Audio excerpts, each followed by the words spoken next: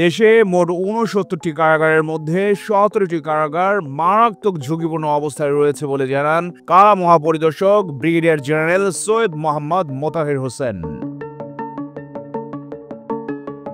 ৪ December বুধবার সকালে কারা সদর দপ্তরে আয়োজিত এক সংবাদ সম্মেলনে তিনি কথা বলেন। তিনি বলেন, সরকার বিষয়গুলো জানেন, এগুলো অতি দ্রুত সংস্কার, মেরামত ও পুনর্নির্মাণ করা দরকার।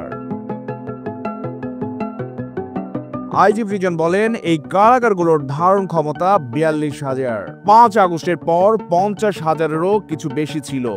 এরপর কারাবন্দির সংখ্যা বেড়েছে, বর্তমানে ৬৫,০০০ কারাবন্দী রয়েছে। ৫ আগস্ট ও পরবর্তী সময়ে ২২০০-এরও বেশি কারাবন্দী পালিয়েছিল। ১৫০০ জনকে গ্রেপ্তার করা গেলেও ৭০০ বন্দী এখনো পলাতক রয়েছে বলে জানান কারা মহাপরিদর্শক। তিনি আরো বলেন, বিভিন্ন মামলায় দাগী আসামি বা যাদেরকে শীর্ষ সন্ত্রাসী বলা হচ্ছে তাদের ১১ জন মুক্তি পেয়েছেন। যারা জেএমবি সহ বিভিন্ন জঙ্গি সংগঠনের সদস্য বলা হয়েছে তাদের ১৭৪ জন জামিনে মুক্তি পেয়েছেন।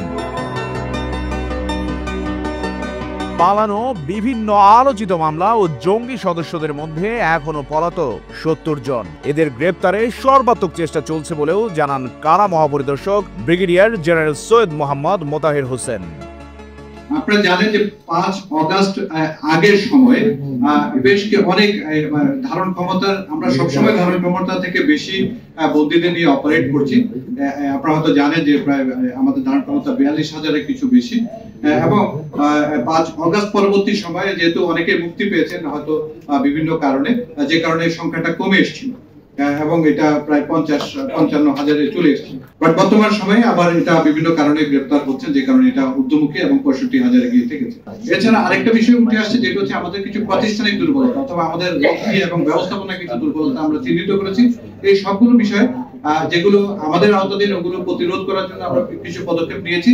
আর অবকাঠামো দুর্বলতা যেগুলো পেয়েছি আমরা, এগুলোকে সরকারের কাছে আমরা সুনির্দিষ্ট প্রস্তাবনা তৈরি করে আমরা পাঠাবো, যাতে এগুলো দুর্বলতা দূর হয়। স্বাধীনতা টিভি বাংলা, ঢাকা।